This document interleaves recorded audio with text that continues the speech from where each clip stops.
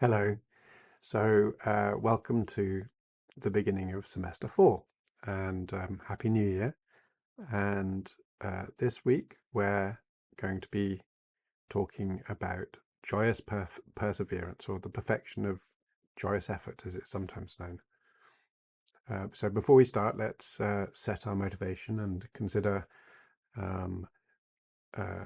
our thinking about our spiritual path, or our journey, and how we've decided to set ourselves to benefit all beings. And with that in mind, with the motivation to benefit all beings, we are recognizing that Buddhahood is the best way for us to be able to benefit all beings. And so we are using whatever methods we can find to help us in that path. And that's what the purpose of today is. And so let's try to sustain that and see how we can use this to inform us in our path to benefit all beings. So last week, our last session really, I should say, we were talking about, we're finishing off the practice of the perfection of patience, tolerance. And now we're moving on to the fourth of the 6 perfections in the Mahayana. So again, these primarily are the practices of the Bodhisattva path, the path to enlightenment for the benefit of all beings. And we have about 2 sessions on the joyous perseverance. So the word joy is important here. We're not talking about just pushing through. We're really talking about taking pleasure in the journey. So one of the aspects of this is that the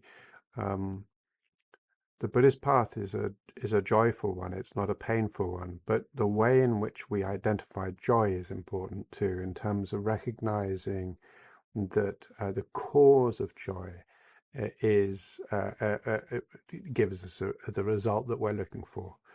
So we have a tendency as animals, if you like, or as humans, to look at the bringing joy, and the way in which we do that normally is by seizing onto something which gives us immediate pleasure. But we're not really necessarily thinking about the underlying causes for which this joy or this happiness arises. So one of the aspects here that we're looking at is looking at working on the causes of happiness rather than the circumstantial requirements for happiness, and concentrating on working on the causes such that naturally happiness arises. So here, Je Rinpoche says, first of all, we need to identify what joyous perseverance or joyous effort is, how to begin the practice of this joyous perseverance, and what the divisions are, and then how to practice it, and then finishing off with a summary. So what is it? What is it? And Je Rinpoche cites Shantideva, and he says, what is joyous perseverance? It is delight in virtue, in doing the right thing. So Je Rinpoche then explains that this is really a flawless state of mind, which is enthusiastic and in fact joyous in terms of accumulating virtue and working for the benefit of all beings, together with the physical, speech, verbal, and mental activity of the mind motivated in this way.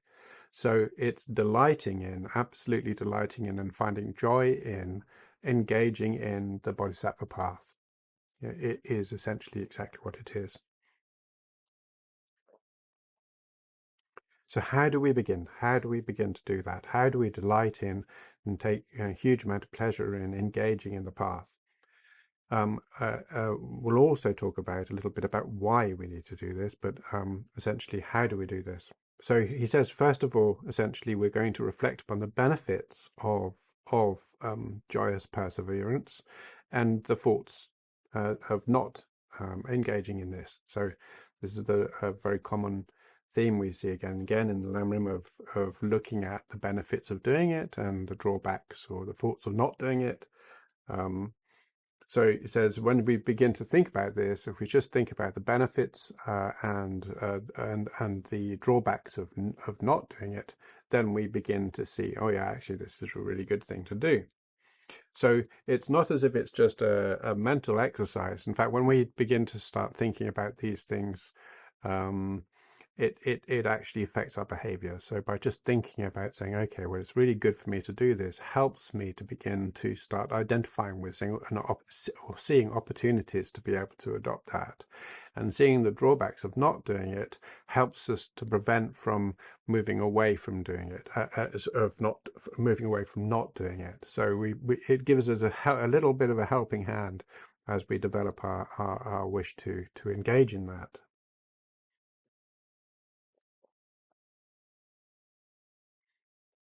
So one of the aspects of this is to say that if we can find a joyous pleasure in these activities, then there's a huge change, a sea change in terms of the ease with which we are able to adopt these things.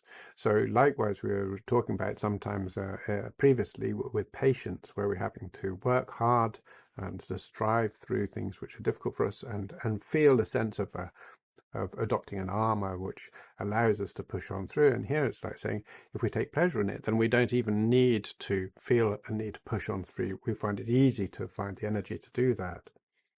So the great point about joyous effort is that it gives us ease. It provides us with an ease or a willingness to engage in or encouragement to engage in that. So he says, if we develop this, then we lose this sense of feeling disheartened by it when it and we lose a sense of fatigue, and we also lose a sort of sleepiness or disinterest, a sort of interest in other things. So we want to carry on with it. Je Rinpoche cites the ornament for the Mahayana Sutras. He says, joyous perseverance is supreme amongst virtues. And based on it, you subsequently attain everything else. So this is like something I've talked about before in terms of education, is if we're educating, we're teaching as educators. If we're able to teach a joy of learning, then most of our work is done.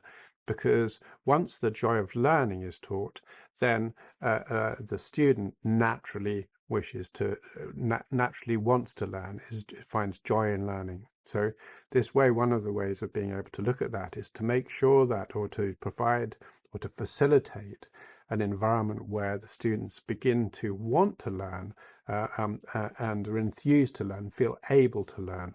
So these are some of the qualities that are very similar in terms of the path. Is once we feel able to do it, we are energized by it, and we're encouraged by it, we enjoy it, then it becomes very, very easy for us to do it.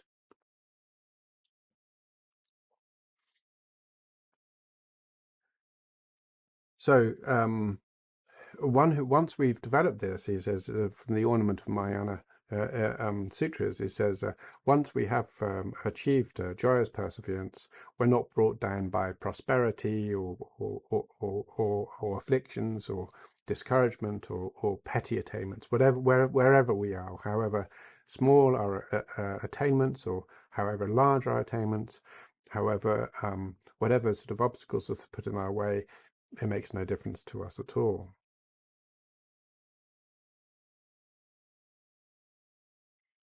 So, in fact, the Bodhisattva levels says that it's the Buddhas have pointed out repeatedly that joyous perseverance is what brings about the attainment of unsurpassed perfect enlightenment. And the Compendium of the Perfection says, if you're free of fatigue and have this great joyous perseverance, there is nothing that you cannot attain or accomplish.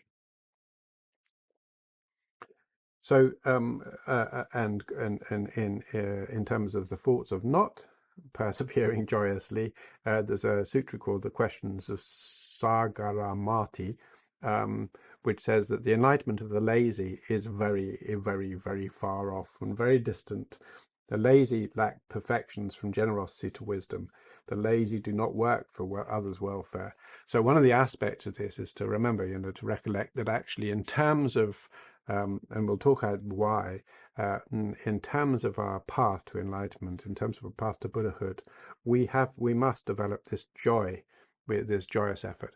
So it's a gateway as well. Like all of these perfections, these 6 perfections work together as a gateway to enlightenment. That means we've got to develop, in order to be able to open that gate, we need these keys, these sort of the keys that will open the gateway to enlightenment in that sense. So we have to find the key of joyous effort, and without it we won't have perfected it, and without the perfection of joyous effort, when the door to enlightenment will remain closed. So this is not like although it's a sort of a metaphor in a sense, the point is to say that we need to ensure that we have it, because it is a symptom of the 2 bodhicittas again. So like I said before, with generosity and with patience and so on, and ethics, all of these perfections really are indicators, or if you will, symptoms of correct bodhicitta, both relative bodhicitta and ultimate bodhicitta.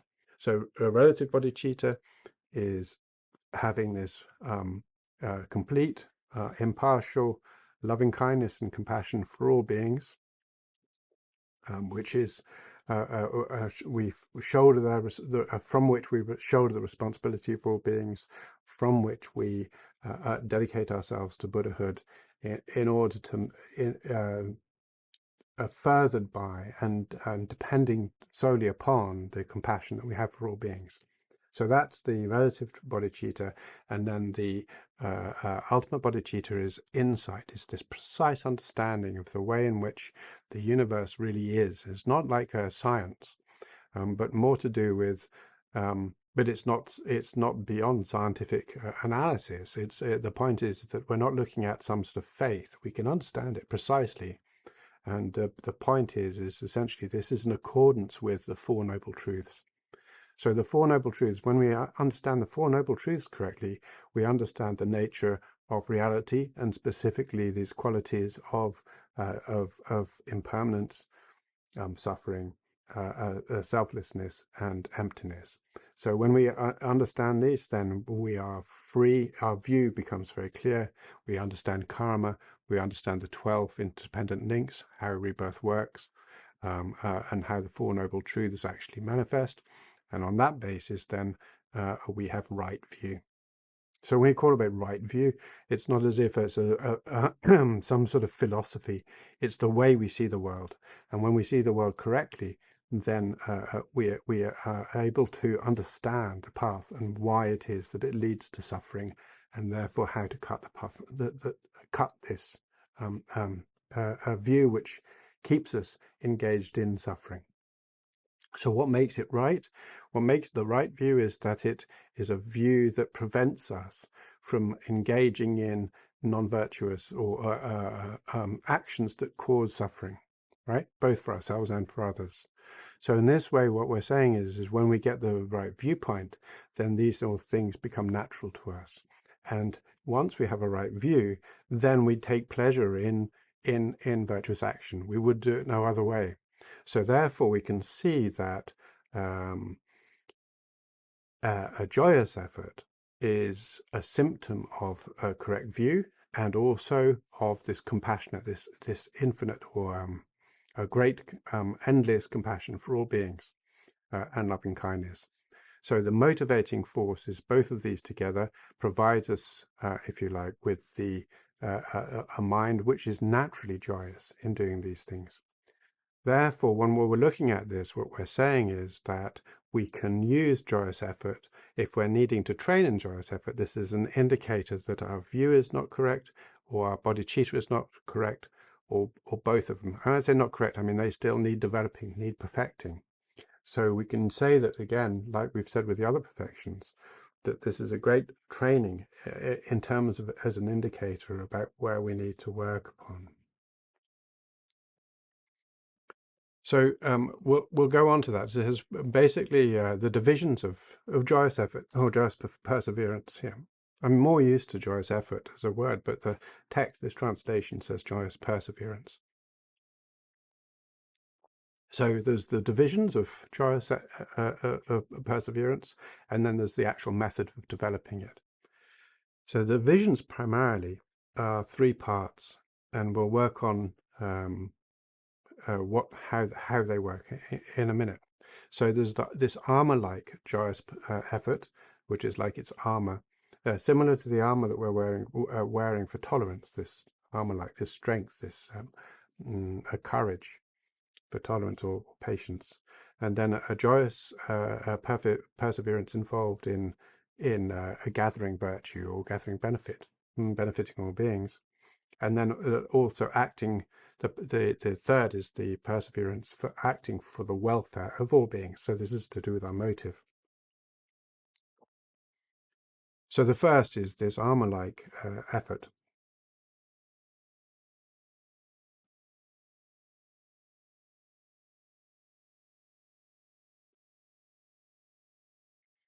So when we set up a vow, when we set up the irreversible vow, when we've accepted the responsibility of achieving Buddhahood for the basis of all beings, we're saying in that vow, when we take that vow, for as many lifetimes as there are, for as long as time exists, while there is still beings suffering, I will continue to persevere to end suffering, right? On that journey, I will become a Buddha, but that journey to Buddhahood may be many universal, whole lives of universes away, and I will continue on my journey. It doesn't matter. I will not be fazed by this. It says, in that journey, sometimes I might be working for so many thousands of lifetimes or years just for the sake of a single being. I might have to be in an incredible amount of suffering. So therefore, it's like, what if, while I've made this vow, what need is there to mention this sort of this one lifetime and this few moments that we have right now? I've dedicated my entire future to this. So the way of thinking about it is like that of armor. So when we begin, what we're working on is a sense of a sort of steadfast.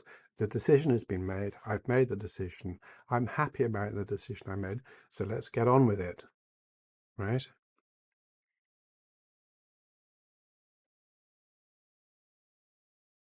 So when we develop this, we're really working on the idea of saying that we're trying to allow for ourselves to be able to think that I'm absolutely ready for hardship when it happens.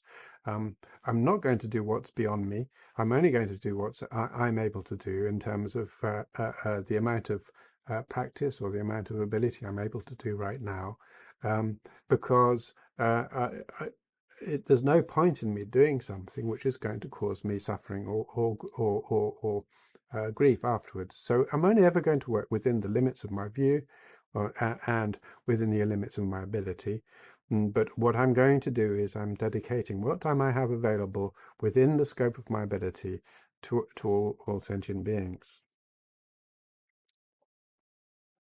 So this mind of saying, okay, I'm not being expected to do anything I can't, but I am going to continue to work with what I can. This is, in a sense, the ability for us to actually mature our mind into that Mahayana state, this following the great path of Bodhisattva mind.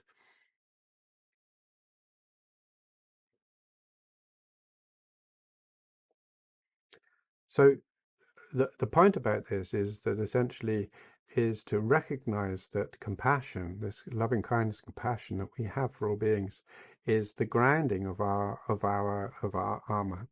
It's because we wish to benefit all beings, we wish to be able to benefit all beings, that we put on this armor of saying, yes, I'm going to continue regardless of how long it takes.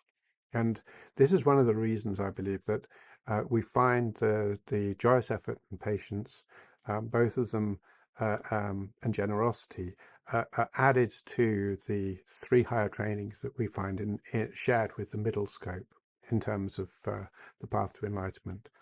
So one way we look at them is that they are part of the 3 higher trainings, but another way is they're this extension to the 3 higher trainings, which are to do with the amount of time that it takes to become a Buddha, and also the amount of energy that it takes to be a Buddha. So these are all about saying, because of this overwhelming compassion, or this overwhelming empathy or identity with all beings, I will now I will need this peerless, unremitting generosity, generosity of spirit and of actions, this tolerance and patience, and this enthusiasm, so that I won't feel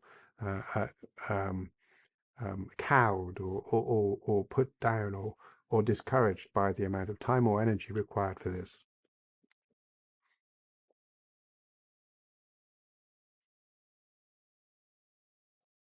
So this is said, in one sense, that developing this steadfast armor of effort is said to be, and learning to be disregarding the suffering and our cyclic existence, which is sort of based upon our patience. This is the first proper undertaking for us in terms of our discipline regarding with our compassion. Right? So it depends upon the compassion and loving kindness of generosity in terms of the discipline of being able to push forward, and the resilience that we find from tolerance gives us this steadfastness of saying, yes, of course, I'll carry on. So Je Rinpoche uses a metaphor here. He says, if we take 100,000 years to produce the spirit of enlightenment once, this mind of enlightenment once, and to see one Buddha, where each year of this 100,000 years is a special type of year, it's not a normal year, is composed of 12 months, just like ours are, and each month is of 30 days, more or less like ours are, and each day took us lot, and this is where it differs, is each day of these 100,000 years is actually as long as it takes from the beginning of the universe to the present.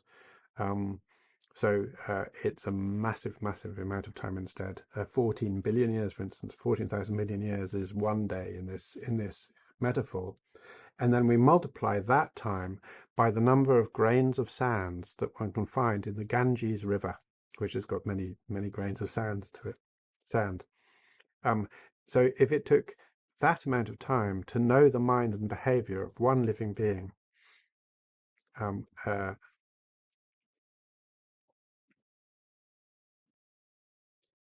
so similarly, and we must come to know the minds of all living beings, then this idea is essentially being undaunted by that. This demonstrates that we have this sort of inexhaustible armor, the willingness, this perseverance, the highest caliber of saying it doesn't matter how long it takes. It doesn't matter how slow I am, I will continue to practice. He says, once we develop this strong sort of inexhaustible armor of completely, I will never be exhausted, I will just carry on and work at it with joy, then it's very, very easy for us to actually practice in many ways. He says, if we want to become a Buddha in a short time, but we don't take any joy in the limitless deeds and the great time required to become a Buddha, then we will not get the courage that we need. We have to have this courage. We even if we can find a shortcut, a short route, we still need to be able to be willing to put in the time, regardless of how long it actually takes. So he says there are two in this sense, he says there are two basic purposes: to gather the virtue that we need to become a Buddha, and also to act for the welfare of living beings, which is in a sense the bodhisattva activity. So this is the armor-like. And then he says, okay, the next one, the second one, was the perseverance of gathering virtue. So the joyous perseverance of gathering virtues is applying ourselves to the 6 perfections, of which this is one, in order to properly accomplish them. So we're working on perfecting these, right? So this means essentially once we've perfected the 6 perfections, we'll be a Buddha. So our journey is our path is actually doing this. And then lastly, the perseverance of acting for the welfare of all beings is applying ourselves to the practice of the 11 activities for others' welfare. So the 11 activities of others' welfare, again, I mentioned briefly before, it came up a couple of times, is to do with 11 types of being. So the 11 types of being, I didn't go into too much detail before, but they cover everybody. So there are those who need help, those who are confused with the proper method, those who have given help, those who are afflicted by fear, those who are afflicted by sorrow, those who are poor and materially poor, those who have homeless, those who desire mental harmony, those who proceed correctly, right? Those who proceed wrongly, and those who need to be disciplined. So essentially everybody, but this is a classical list. So essentially it's just a way of being able to think about when we're doing meditation, to use different types of people and think, yeah, and I'll help here, and I'll help here, I'll help in this way too. So then having described what it is and what the divisions are, we then work on the actual method for how to develop this.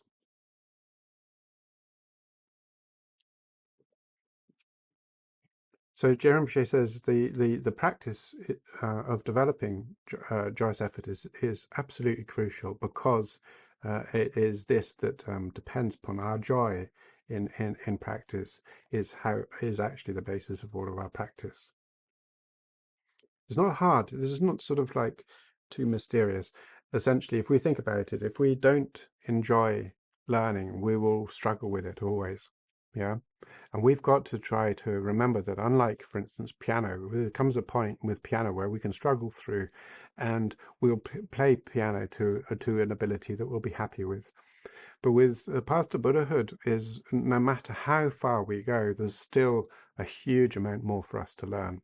At the moment, sometimes we might feel that we've got a good idea about what it means to be Buddhist, or a good idea about our practice. We might feel, oh yeah, well, I'm doing quite well in this life, I'm doing quite well right now. And yet what we're really looking at is most likely very, very small, a very, very small, insignificant, or a slight version of what it is that we're actually doing. So in this sort of sense, what we're working on here is primarily looking at being less arrogant in terms of our understanding of Buddhahood, and saying, well, actually, I've still got a huge amount more to do. And in order to recognize that, we need to not be dissuaded by the vastness of what is essentially an immeasurable journey. Yeah, we've got to continue working on it always. And for that, we need to have joy in it. We need to take pleasure in it. We don't want to be struggling with our piano lessons if we have them going on forever and ever and ever. So we'll just turn aside. In the end, we'll not be attentive. But by taking pleasure in it, absolutely enjoying and finding a huge amount of strength and wonder in the moment of the lessons, in the moment of our training, then we look forward to and we seek out opportunities for us to practice and to take part in our practice and to take part in our piano lessons. So then with this mind, it becomes much easier for us to to perfect our piano, but also perfect, in this sense, our path.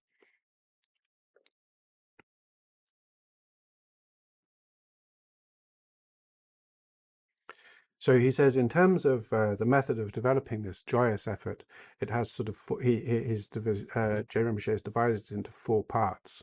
So one of them is eliminating unfavorable conditions. The other one is gathering the forces of favorable conditions, and then based on eliminating the unfavorable and the accumulation of favorable, being intent on being joyous in our actions, and then how to use this to make our mind and our body serviceable. So it's how do we use this joyous effort to actually have some benefit. So of course the thing is, we might be really enthusiastic, but we don't know what it is we're doing, or what it is, how to do what we need to do. So we just become like bouncy, like, oh yeah, well, yeah, what, but we don't know what to do, right? So it's important to be able to train, to channel that energy into appropriate behavior. So in eliminating unfavorable conditions, I think is what we're doing today. Yes, so today is mainly going to be working on eliminating the unfavorable conditions that prevent us from having joyous effort. So one of them is to first of all identify the factors that are incompatible with, so what is completely incompatible with joyous effort, and then using methods to eliminate those incompatible factors. So there are 3 well, actually here he says there are 2 factors incompatible with entering the path, and then he says, well, actually there are 3. So there are 3 ways, there are 3 basic factors which are incompatible with entering the path, the spiritual path altogether, regardless of just joyous effort. What are the 3 things that prevent us from engaging in the path?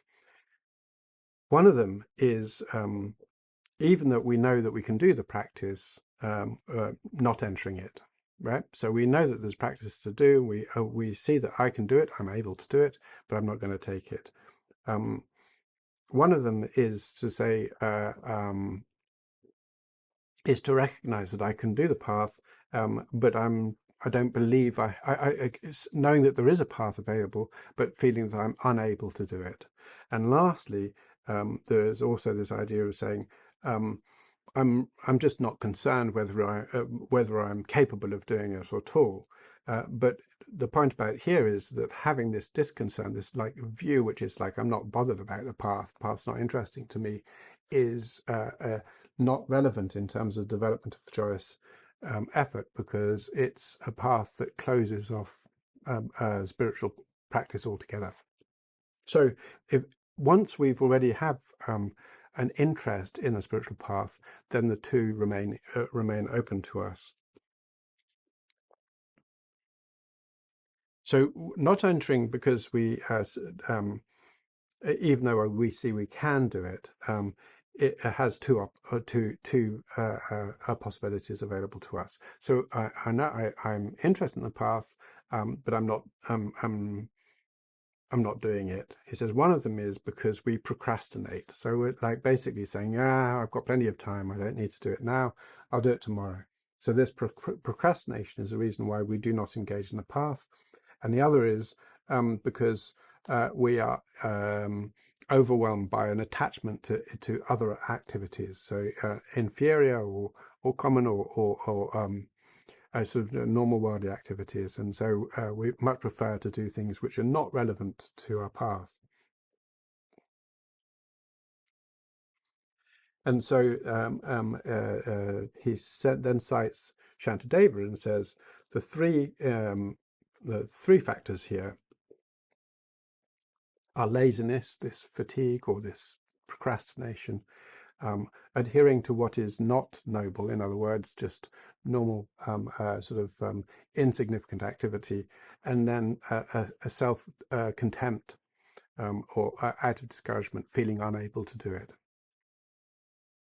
So these are the 3 essentially causes of the production of laziness. Yeah.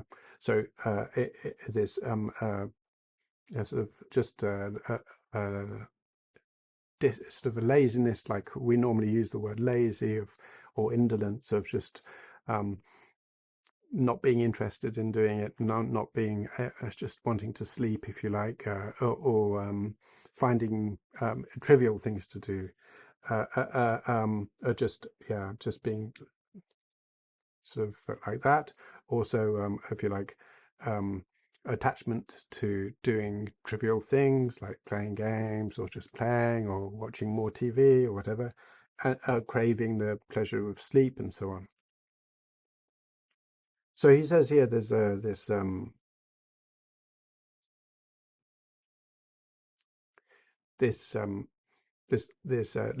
sort of laziness, this sort of like tardiness, or disinterest, or procrastination, and also like just wanting to sleep. These are lazy. And then there's also this lazy, which is a sort of not being disenchanted by cyclic existence, by samsara. So when we're not disenchanted by cyclic existence, then of course we're engaged in all sorts of behaviors. And then Je Rinpoche says some people say that the first two, the first, this sort of laziness, a sort of tardiness, or a relaxed nature, and enjoying sleep and so on, they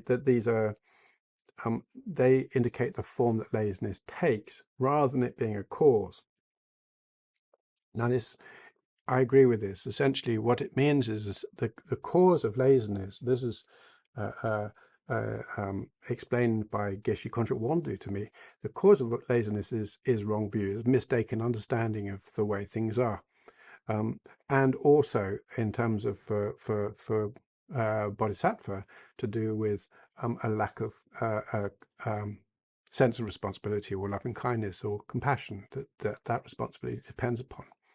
So once we have this great compassion, or great loving kindness, then and we've developed a sense of responsibility towards all beings, then we are more motivated.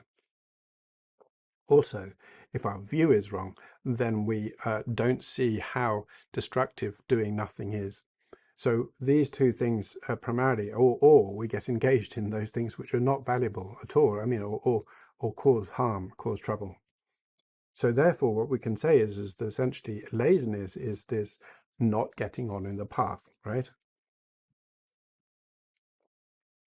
So of these, then we need to stop the laziness of procrastination.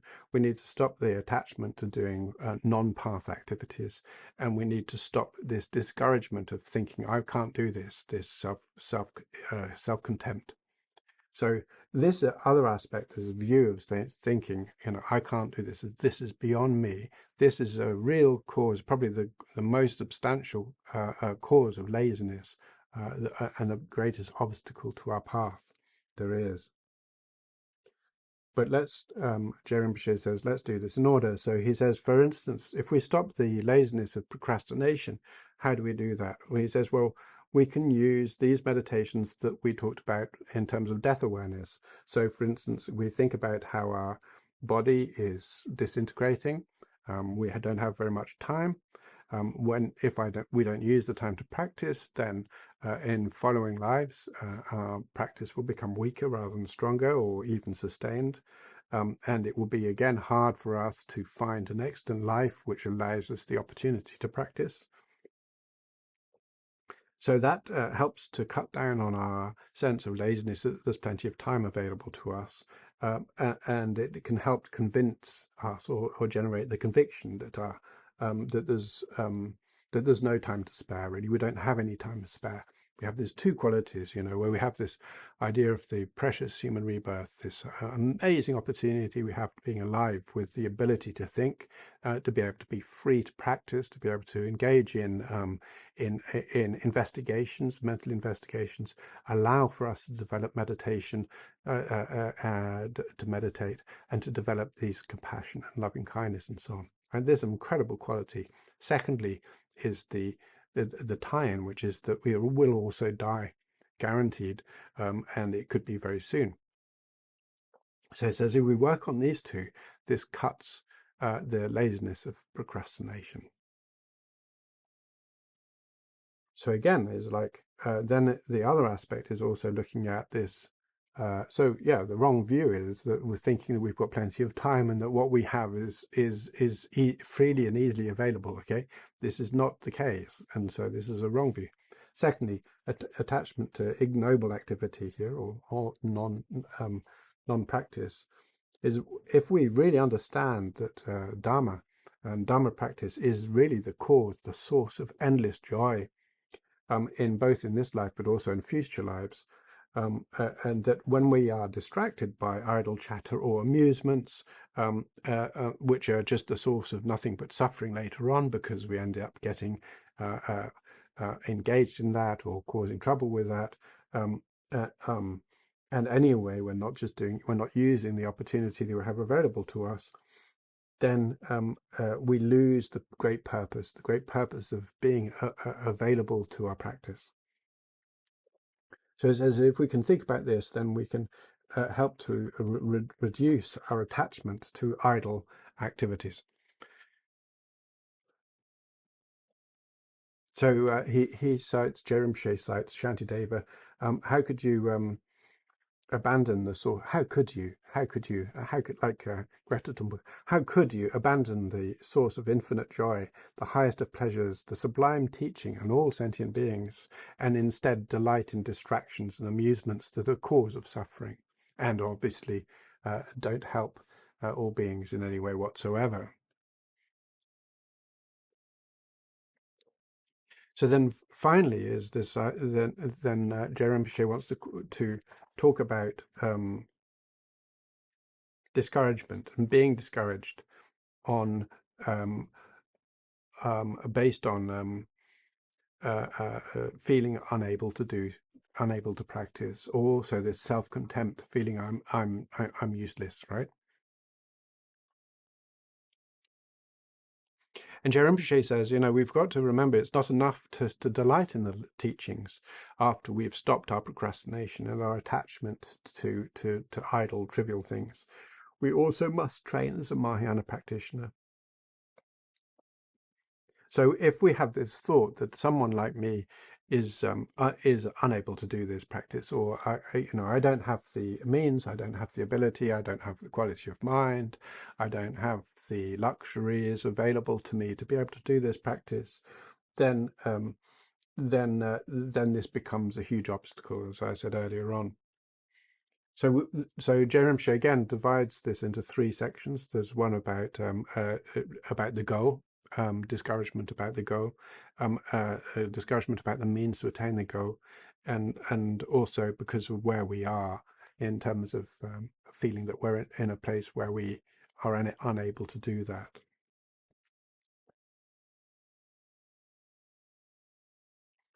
So the discouragement about the goal is about saying, if the goal is Buddhahood, I mean, Buddhahood is ridiculously advanced. It's beyond imagination. It's the total elimination of all faults, the total completion of all good qualities, limitless knowledge beyond comprehension, omniscience even.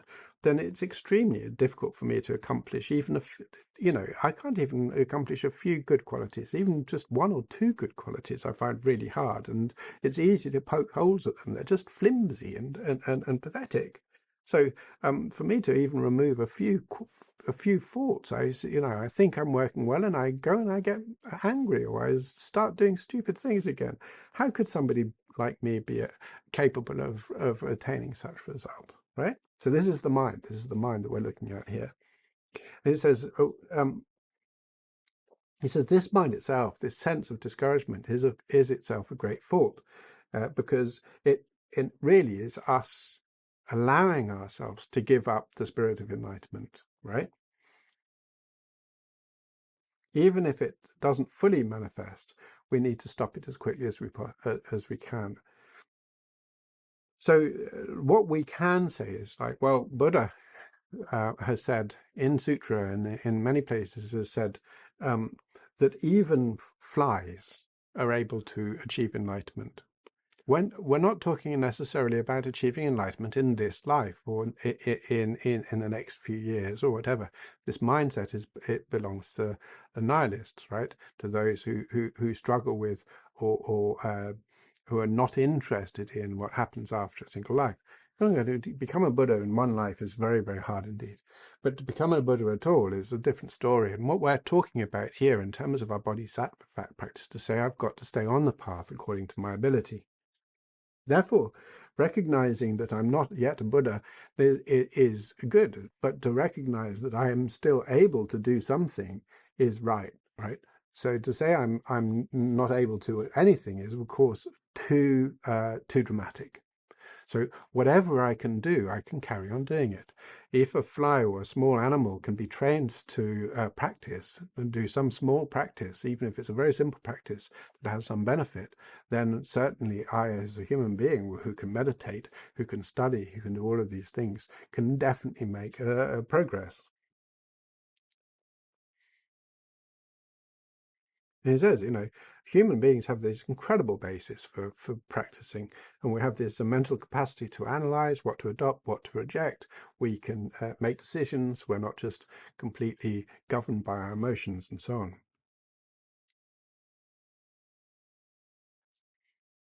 So there are plenty of cases where there are stories in the Jataka tales, for instance, where flies or mosquitoes or bees or worms have inadvertently done something which provides the initial cause for them, eventually, after many, many, many millions and millions of lives, to become Buddhas, right?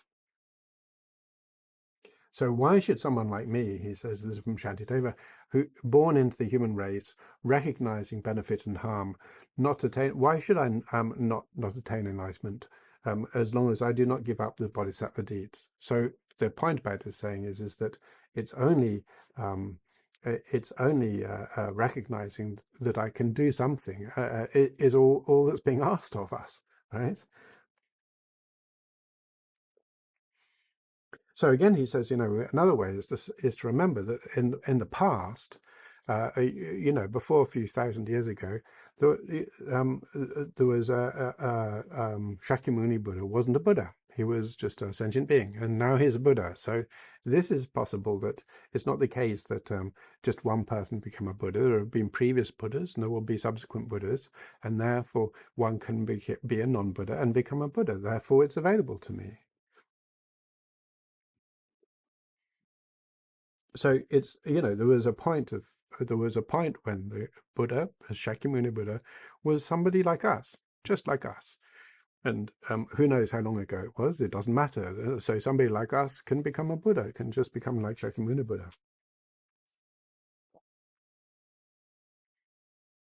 And not only that, a praise of infinite qualities. And the sutra says, there was a point actually when the Shakyamuni Buddha, the historical Buddha, was had a rebirth which was much worse than the one we have now, right? Much worse than the one we have now. So, and then it very slowly progressed up and became similar to us, and then was able to carry on training and became better than us. So why should we be discouraged at all?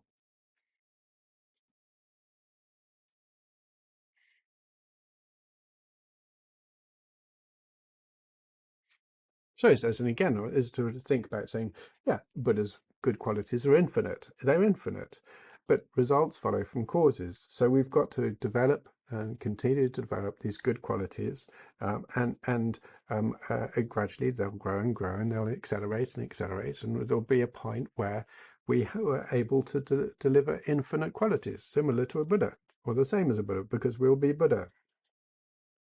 So it's only by training in these 6 perfections that we can expect to become a Buddha.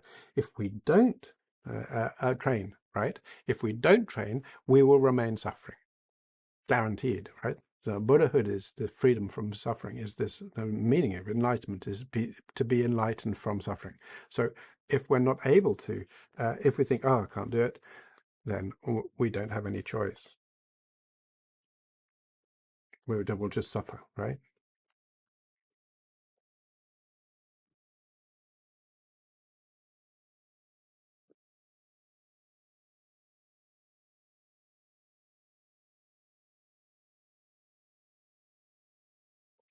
So one of the aspects of this, it says, I think we mentioned this slightly earlier on, is that we sometimes have this sort of we sort of practice and we learn this practice and we think, okay, all I need to do is just this. This is very simple. My practice is very simple. I just need to do this, and I'm working on my life, all this.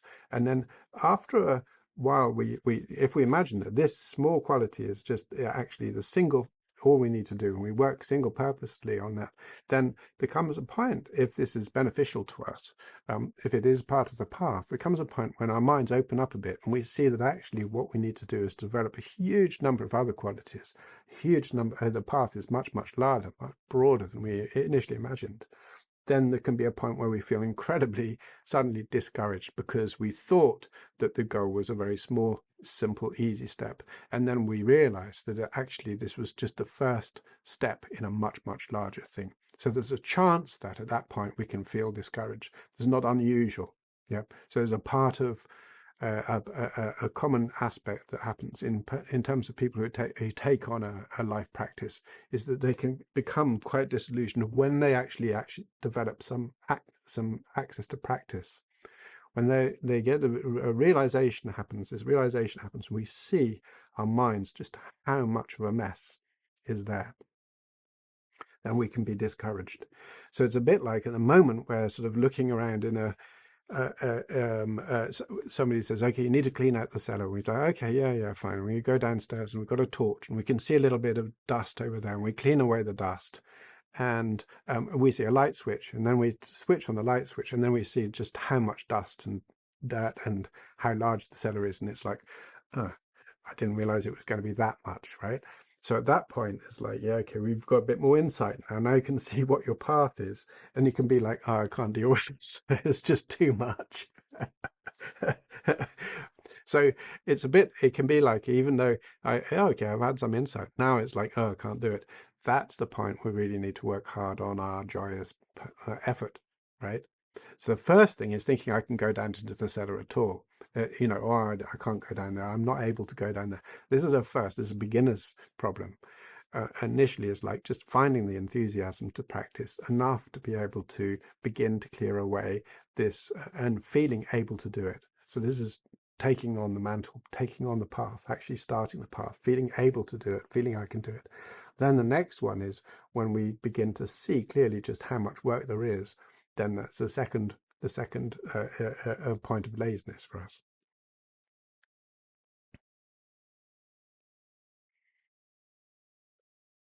So he says we have to be careful here. There's a Sharawa, one of the Tibetans, who said it's a bit like if we practice with bow and arrow.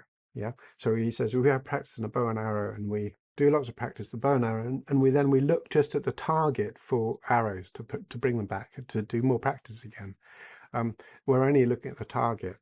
So this initially it seems like, oh yeah, I'm getting good at this, because you get more arrows. We might notice that some of those arrows are going missing, right? But what we are not looking is actually just how many arrows are all over the place. So it's like this way, we have to be very careful not to be discouraged when we just see how much more there is to do. So another question he says, this is stopping discouragement about the means to attain the goal. He says, to accomplish Buddhahood, there's this idea of saying, if I read the sutras, it says I've got to give away my hands and my feet, I've got to cut up my body.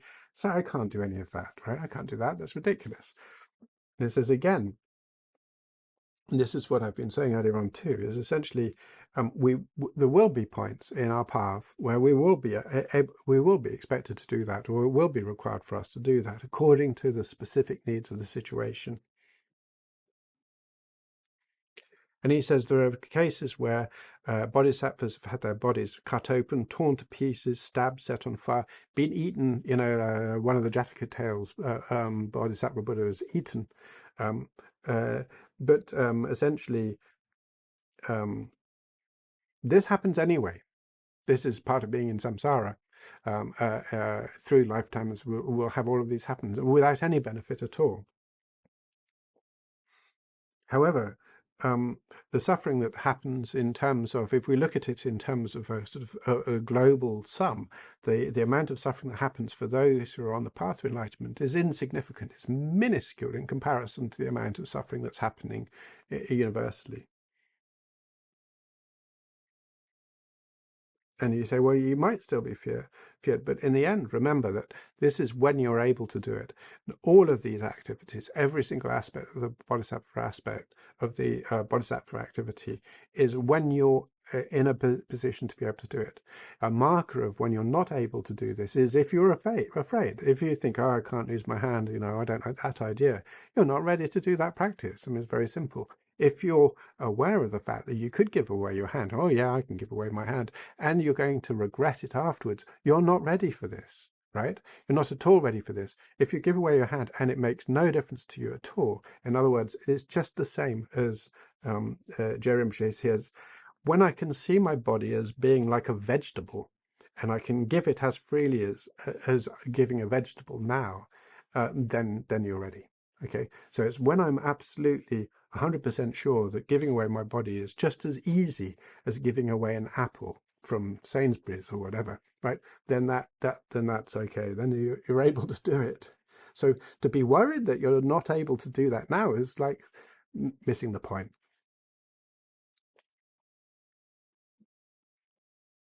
So some people think that Mahayana, the path of Bodhisattva, has this, great suffering and great obstacles, but it's not like that at all.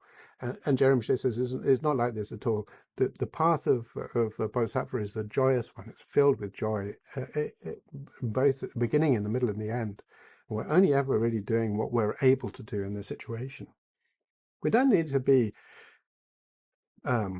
we have to be vigilant. We have to be aware of the fact that we use that as, if we start using that as an excuse to allow ourselves to remain lazy, well, this is just us fooling ourselves. There's no value to this whatsoever. All right. So we need to be able to judge ourselves well, and we need to be aware of our limits, but we also need to be aware of us tricking ourselves or using our own our own storytelling in order to excuse ourselves from doing practice when we know we can do better. So then also a discouragement from because where we are is a place of practice.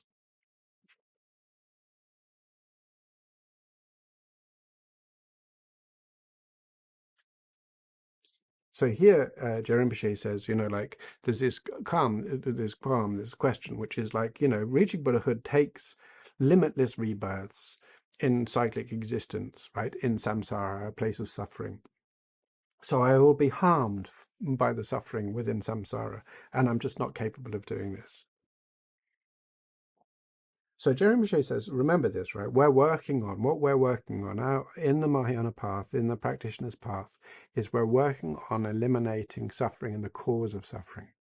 Therefore, our experience of samsara will not be the same as a normal samsaric being. Although we will be within samsara, and therefore there is some sort of suffering nature to the environment we're in, we will not feel very much suffering. In fact, our lives will be filled with a lot of joy, because we've cut away the causes of suffering. We're there in order to benefit all beings that we come into contact with by eliminating the causes of suffering for them as well. So this, in a sense, actually has a net benefit and reduction in terms of the suffering that's available, and is one of the reasons why we must depend upon the suffering of all beings as our motivation. I said before in the previous session, if we only depend upon our own suffering, our recognition of our own suffering, then there comes a point when our practice becomes strong enough where we don't really feel very much suffering. So it becomes harder for us to use this as a motivation in the further journey. And we actually end up, we can go to nirvana as a Sravaka, as an arhat. But what we need to do is the compassion and loving kindness of all beings allows for us to sustain our practice. And the best way to do that is by remaining in samsara. Also, as we develop our understanding of a view, we recognize that pain and the causes of pain and suffering are like a magician's illusion. They're sort of like a trick. And when we do that, then we don't have the same relationship that we have as we do right now. And there's also this lack of mental suffering, even if there's a suffering environment. And so there's this increase in mental and physical bliss that arises from our practice, regardless of the fact that we're within samsara.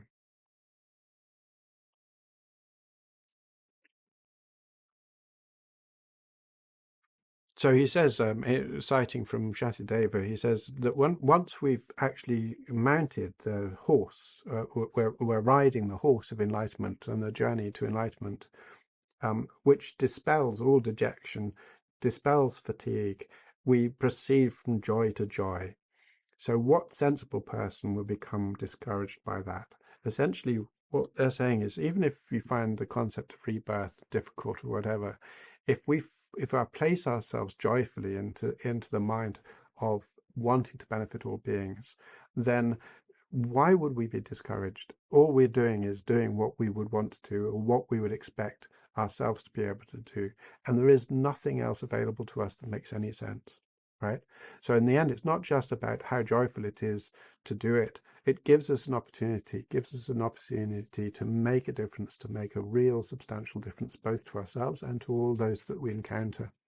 If we don't exist beyond one life or whatever, if we have this view, then it doesn't matter. At least we're setting an example, and we're providing opportunities, repercussions, consequences that benefit everybody else, because we're breaking out of this cyclic narrative of suffering, right? So we might not see in this life, we might not see the immediate benefit of the work that we're putting in place, but that's not important. The important thing is we're working in a way, on a direction, and with a story which is of benefit to all beings.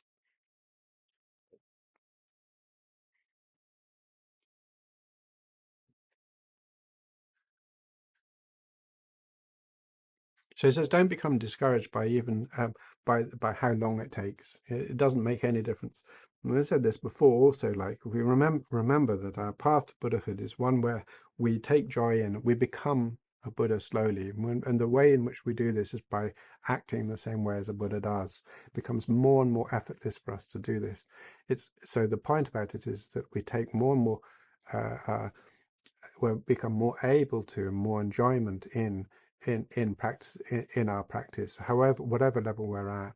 And as we do so, we also experience greater joy or greater bliss. So this point about this is to say that a Buddha's nature is one filled with this freedom, complete freedom from suffering, this sort of innate bliss. So this is what we can expect if we follow the practice of being a Buddha.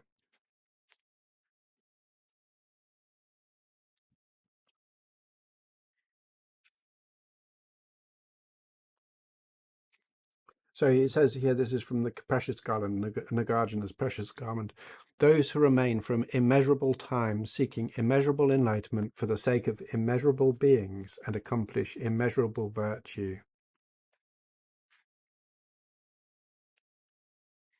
Hence, though enlightenment itself is measureless, how could they fail to attain it before long because of the combination of these four immeasurable qualities?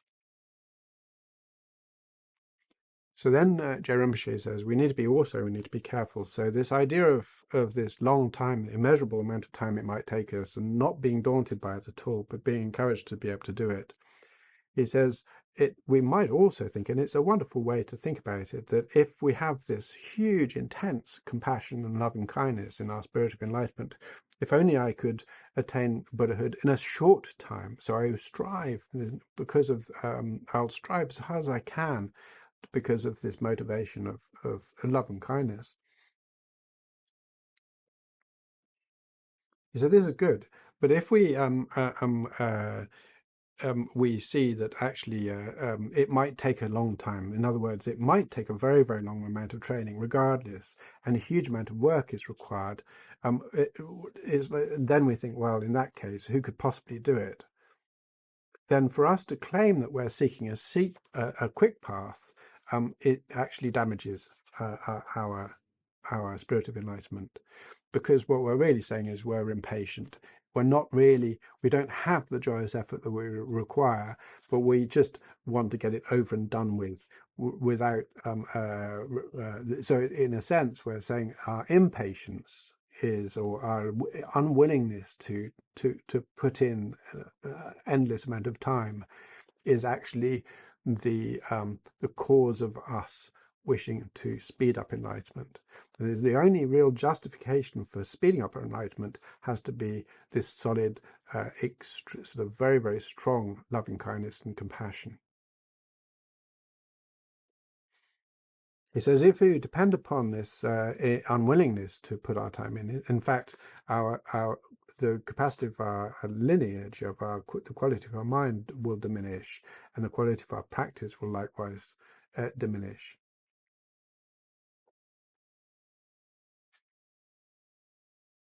So being discouraged is very dangerous, because it's a very strong, powerful thing of saying, I can't do it, is what is always going to be a preventer. It's always going to prevent us from being able to engage in. I can't do it, or I won't do it, are much stronger aspects of laziness than anything else. Right? If I recognize that I can do it, that I'm able to do it, then maybe, if I'm a bit sleepy sometimes, it's not so bad, because at least I'm going to try to do it. If I think I can't do it, or I won't do it, I won't even try. So that's a really important aspect of this. Likewise, this business about talking about short enlightenment, although it's not necessarily explicit here, he's talking about Tantra. So when we have these sudden schools, sudden practice, the sudden path, or the lightning path, then these things here really depend upon us having a very, very strong bodhicitta. And doing it because we're impatient, or because we think we have to do it in this life because we don't really believe in future lives, it becomes a huge obstacle for us. We've got to let go of that. Even if we have struggling about future lives, it doesn't matter whether or not we achieve enlightenment in this life. Far better to get our core practice in place, the small things that we can do to benefit beings around us in order to set our goals appropriate to our ability, far, far more relevant to us. So if we're going to work on our bodhicitta, we're going to work on our understanding emptiness, working on our understanding of karma, understanding how important it is to do the 10 virtuous actions, to avoid malice, to avoid attachment. These things are far, far more important than anything else anyway, right? So we have to do all of that anyway, whichever path we choose. And you could argue to say, one of the aspects of this primarily is to say, well, all this armor, the armor of tolerance, the armor of joyous perseverance, and so on. What is this armor? What is it protecting? Why are we wearing armor? And then you have the sword of wisdom and the hook of mindfulness, and these weapons, right? So it sounds very military. It sounds like, well, who am I fighting for, right? And what am I fighting? What is this? All this metaphors of armors and soldiers and weapons and stuff. And the answer is, who am I fighting for? I'm fighting for all sentient beings. Yeah, that's what I'm doing. I'm fighting against. And who am I fighting? I'm fighting delusions. I'm fighting the afflictions. Not individuals, not people, not any sentient beings at all. I'm fighting not just my afflictions, all afflictions. Right? So start off, before I can even see the afflictions of others, I need to work on my own afflictions. I need to know where my demons are. I need to get rid of them. Yeah. So these things here are great obstacles. We've got to get rid of our own afflictions before we can even see the afflictions of others. It's very easy to point out others' afflictions. Normally, they're actually just projections of our own. There are problems, right? We can't see very clearly. We see our mistakes. We see them on others. Yeah. Later on, we begin to clear them away. Then we can begin to help, right? We can then see a bit more clearly about how we can help others, right? But first of all, we're working on ourselves, and we can't fool ourselves about this. We can try to think, oh yeah, oh la la la la. So I remember a friend of at the centre, there's somebody who's quite experienced and is having a long chat with Geshe-la about something, and he said, "Oh, you know, it's like I really noticed Western mind. Everybody's got lung. You know, the lung is this agitated mind, agitated, not able to rest easily, quick to anger. Yeah, this is a type of mental disorder." And Geshe-la said to me afterwards, he said, "Yeah, you know, so who had the lung?" So experienced practitioner, right? But hadn't recognized that, in fact, this lung that he was seeing everywhere was actually in their own mind, like that. So we're working on the demons, our afflictions, yeah, wrong view, attachment, malice, these things. These are who we're fighting. And the armor is to protect us from our afflictions, to give us the resilience to carry on fighting. Our weapons, mindfulness, vigilance, wisdom, and so on, right view. These are our weapons. Loving kindness, compassion. The great two weapons, bodhicittas, yeah, of loving kindness, of bodhicitta. These are our great weapons. Okay, so anyway, I think for the moment today, I think I'll finish. So let's carry on working on developing that joyous happiness, happy to practice, not just being happy, but happy to practice, happy to put time in, happy to think, yeah, I can do this. Of course I can do this. I can do this in a limited way of nothing at all. Well, I'm going to do what I can do in a small way, first of all. Maybe later on I can do larger later on, right? So again, working on this, like when a good practice is when we going to sleep, we don't need to sit or meditate or light incense or anything. We just like while we're on the pillow, just to think, review the day. You know, what did I do which was good practice? What did I do which was not good practice? What could I do more of? What could I do less of? Just simple, yeah. Maybe just a couple of things. And in the morning time when we wake up, our first thought is, today I'm going to try and do everything right. I'm going to try really hard to think about working for the benefit of all beings, and I'll do my best to be mindful, to be vigilant, to keep my mind, to keep my emotions appropriate, not to cause suffering, not to cause trouble. Yeah. A huge difference just having these two minds, these two thoughts. And it's this tiny meditation, very, very small meditation, right? Just a few moments in the nighttime and the morning. Huge difference it can make to our lives and to the lives of those around us. Okay. So next week we've got more Joyous Effort, and then we'll be doing a small amount on concentration and insight. And then one more chapter about how to act as a bodhisattva, and then we're on to book 3. Okay, well, let's finish off again with a dedication that anything we've done can benefit, is used, or anything we have done in the session, but also in our lives, is dedicated towards benefiting all beings through our becoming Buddhahood, becoming Buddhas. So and a determination to carry on a practice with great enthusiasm. And now let's do a sit.